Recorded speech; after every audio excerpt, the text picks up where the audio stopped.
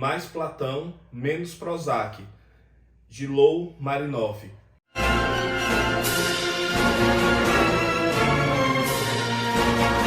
Pessoal, bem-vindos a mais um vídeo do canal Mergulho na História. Eu sou Hugo Figueiredo e no vídeo de hoje vou falar um pouquinho sobre esse livro aqui que eu achei um dos livros mais interessantes do ano que eu li, que eu tenho lido. E foi extremamente surpreendente como esse livro chegou até mim, assim, na verdade eu nem sei ao certo. Mas aí vamos falar um pouquinho sobre esse livro aqui, ó, que já tem esse tom provocativo, né? Mais Platão, Menos Prozac, certo? Tô chegando agora da academia, desculpa aqui minha cara de cansado, mas a gente tem que gravar o último vídeo do ano para o pessoal que acompanha aqui no canal. Então se você já se inscreve aqui no canal, se é a primeira vez que você está chegando aqui de paraquedas. Enfim, sem mais delongas. Pessoal, esse livro, na verdade eu nem sei como esse livro parou aqui na minha estante, certo? Eu li, agora comecei a leitura dele em novembro, eu estava de férias, aí eu estava viajando para a cidade de João Pessoa, e aí no caminho eu sempre gosto de levar livro para ler, e até porque eu fiz essa viagem de ônibus, e aí demorou muito, quase que 12 horas de viagem, e aí eu peguei e levei esse livro para poder passar o tempo, né? Levei 2 livros, aí acabei optando por esse. Mas assim, achei sensacional assim esse livro, tá? Marquei aqui, conforme vocês veem, os pontos mais importantes, que é o que eu vou trazer aqui para vocês aqui. Vocês sabem que a gente não fala só aquela coisa assim de YouTube, esse aqui é bom, esse aqui é ruim, não. A gente aprofunda o livro, abre, marca, faz as pontuações, tá certo? Aqui, ó. A gente vai ler os principais pontos, fazer essa análise mais aprofundada, tá certo? Pessoal, primeiramente, antes da gente entrar no livro, no conteúdo propriamente dito, vamos falar aqui sobre a estrutura física do livro, certo? É um livro que tem 377 páginas, certo? E 377 páginas.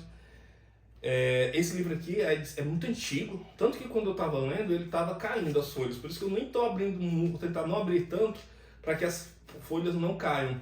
Para vocês terem ideia, eu estava lendo esse livro aqui no condomínio, e aí quando eu, em determinado momento, estava ali na área externa, e aí deu uma ventania e as folhas caíram e saiu voando as folhas, aí eu saí correndo aqui no condomínio atrás das folhas, foi bem engraçado, mas enfim. E tem 377 páginas, vamos ler aqui alguns pontos, pessoal, bem relevantes, que eu julgo assim relevantes, né?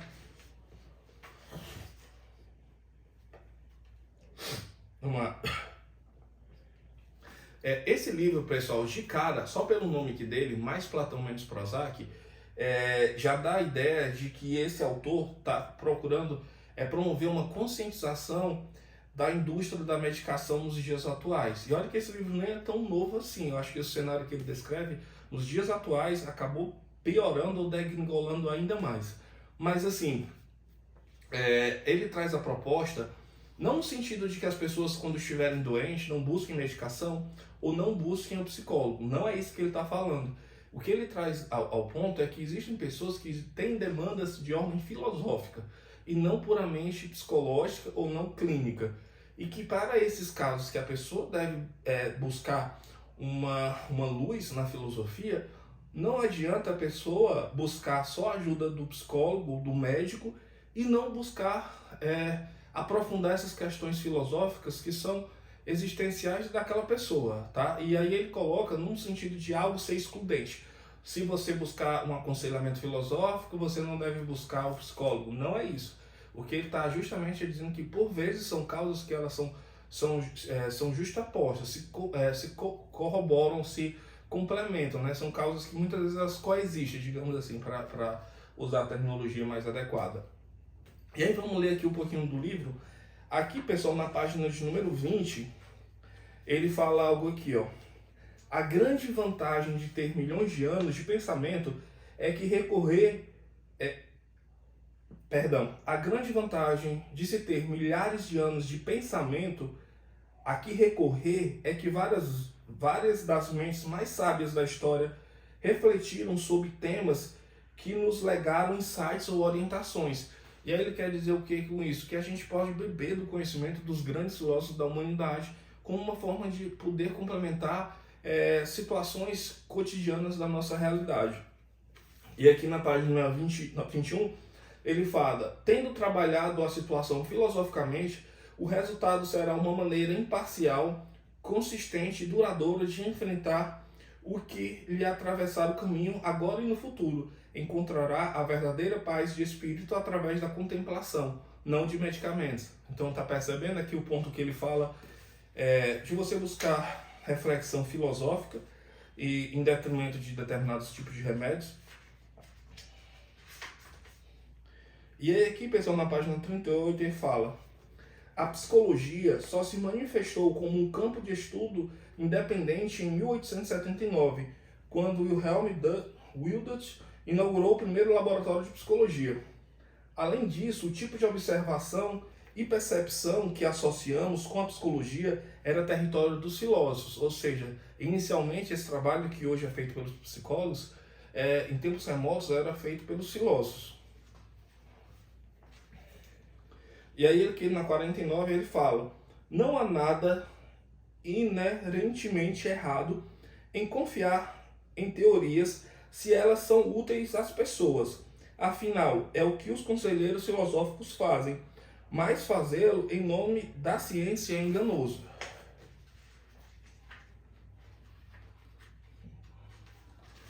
E aqui, pessoal, na página 55 ele fala: a ideia de que todo problema pessoal é uma doença mental é praticamente uma doença mental. É causada primordialmente pela irreflexão e curada basicamente pela reflexão. E aí é que entra a filosofia. Na página 71 ele fala: praticar filosofia, explorar o seu universo interior, você é o mais qualificado para empreender essa viagem de autodescoberta, embora às vezes possa se beneficiar da orientação de filósofos que já trilharam caminhos semelhantes. Os filósofos quase sempre trabalham sozinhos, no sentido de que os seres humanos tendem a pensar mais claramente sozinhos.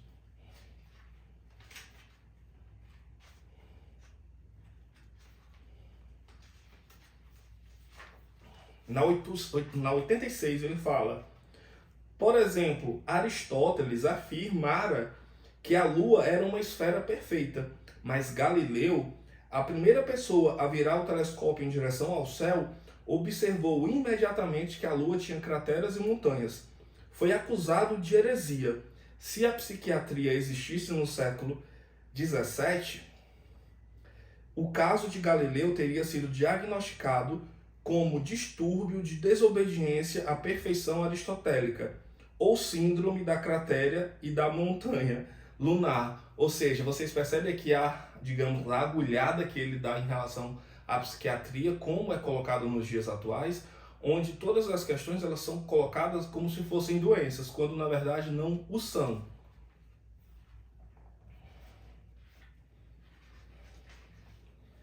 E aqui ele fala uma coisa que eu achei interessante pra caramba, e provocativo, é o egoísmo como virtude.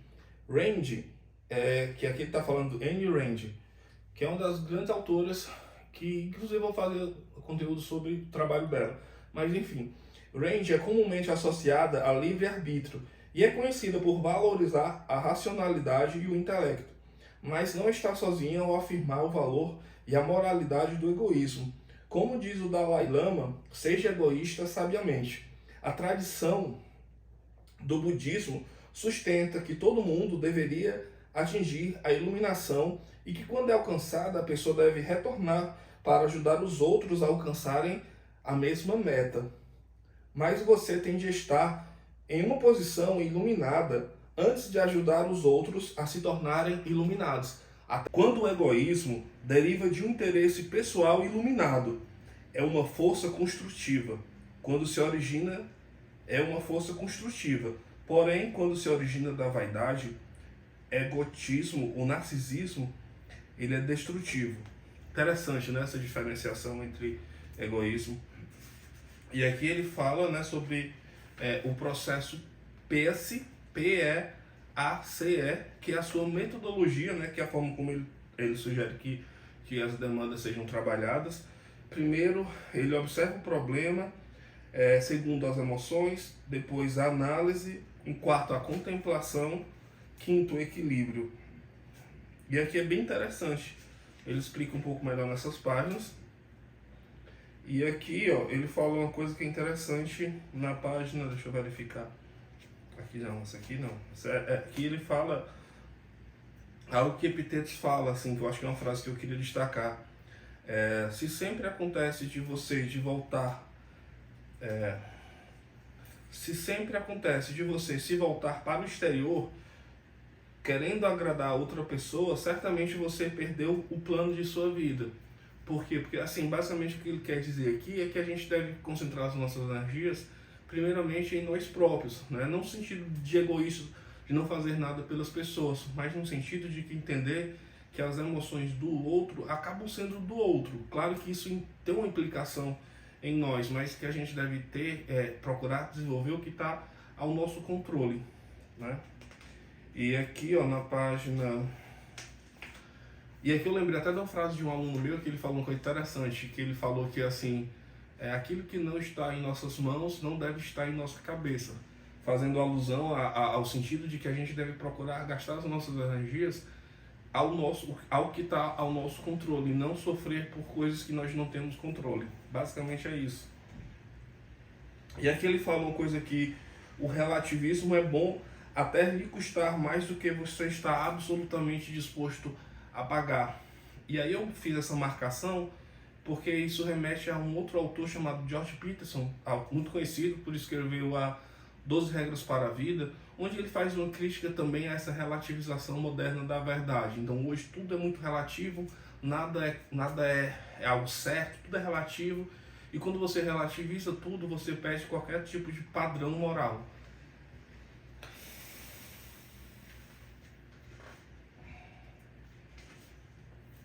Aqui ele fala algo que é assim, ó. Deixa eu ver aqui. Aqui é uma frase do Marco Aurélio, né? Não tem necessidade de eu marcar. E aqui ele fala um pouco da filosofia budista, interessante. E aí ele fala assim, que a filosofia budista afirma que os conflitos externos entre pessoas quase sempre são um produto de conflitos internos, dentro da pessoa. Isso é muito real, é uma coisa que eu sempre falo, que todo tipo de relação que nós temos, seja com um colega de trabalho, uma relação amorosa, um trabalho, o que for, todo tipo de relação, necessariamente, ela é subsequente à relação anterior que nós temos com nós próprios, né? Conosco, com nós próprios. Então, assim, primeiro nós nos relacionamos conosco, depois nós nos relacionamos com os outros.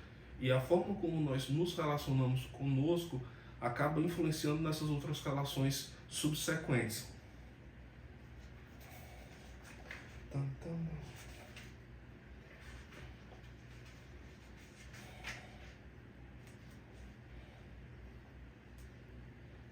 Aqui ele fala uma frase que eu achei interessante do Kant, ele cita essa frase, que ele fala que Kant formulou a ideia básica: trate os outros como fins em si mesmos, não como meios para seus fins. O que ele quer dizer com isso? Ele quer dizer que a gente tem que procurar tratar os outros de uma forma moral. E aí remete ao seu livro A Crítica da Razão Pura, mas que ainda vou fazer outro vídeo específico sobre ele, mas que aqui nesse caso ele fala diretamente da gente não usar as pessoas como meios para chegar onde nós queremos.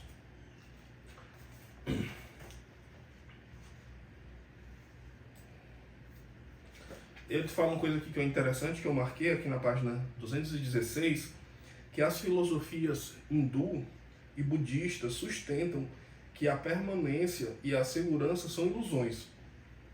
Essas ilusões provocam atração na mente gananciosa, a atração fomenta os desejos dão margem a ligações e ligações ao sofrimento. Os estoicos, como vimos, concordariam que o prazer pode se transformar em dor rapidamente se o prazer se originar na ligação. Criamos apego às coisas, até mesmo às coisas negativas. Exatamente como N estava N, que aí N é um caso aqui de uma pessoa que ela está falando aqui uma história, né? Naturalmente é um caso fictício, ele não está trazendo o nome de uma paciente dele, é só um nome fictício. Então ele fala que N estava pegado ao seu sofrimento asfixiante. E aqui ele fala assim que preferimos o demônio que conhecemos ao que não conhecemos. É um conforto que nos envenena lentamente, mas ficamos tão habituados a ele que nem mesmo sentimos o gosto da peçonha do veneno. E o que ele quer dizer aqui é que muitas vezes a gente está numa situação ruim, negativa, e que é ruim e por vezes sabemos que é ruim, mas nos apegamos a essa situação por comodismo, com medo de enfrentar uma outra situação.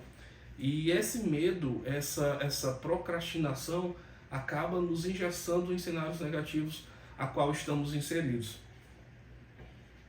Muito interessante essa parte aqui. E aí ele fala aqui assim, ó, interessante, ó. Tire o melhor proveito da mudança e você tirará o melhor proveito da vida. Esqueça a crise da meia-idade. Pode-se ter uma crise a cada 5 minutos ou viver a cada 5 dias antes de atingir a meia-idade. Ou viver 5 vidas antes de atingir a meia-idade. A escolha é sua. Bem forte.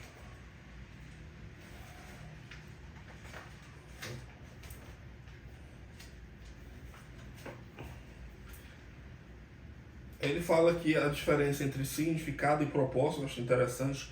Propósito é o objeto ou fim último a ser alcançado, é uma meta. Significado tem relação com a maneira como você entende a sua vida e em uma base contínua. O significado está no modo como as coisas acontecem, não necessariamente no resultado final.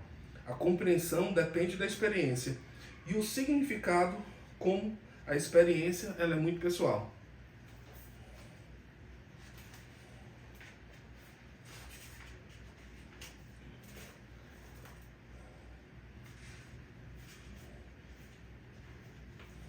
Aqui ele fala sobre depressão, e aí ele fala aqui assim, ó,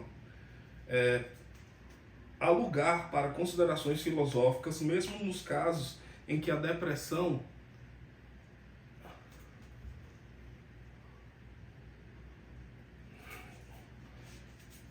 e aí aqui depressão. Há lugar para considerações filosóficas, mesmo nos casos em que a depressão tem origem biológica e não apenas existencial. O mal-estar existencial ou a morte do espírito pode estar fazendo parte da sua situação e, nesse caso, o trabalho filosófico ajudará, pelo menos em parte, a falta de propósito, de ânimo, de excitação em relação à vida que caracteriza a depressão pode ser tratada com a filosofia, além da psicologia e além da medicina. Ou seja, vocês percebem que ele não coloca esse aconselhamento filosófico, que é o ponto principal que ele traz aqui no livro, como algo que exclua a ajuda com psicólogo, com médico. Percebe aí que são cenários concomitantes, que devem ser concorrentes, a depender do caso.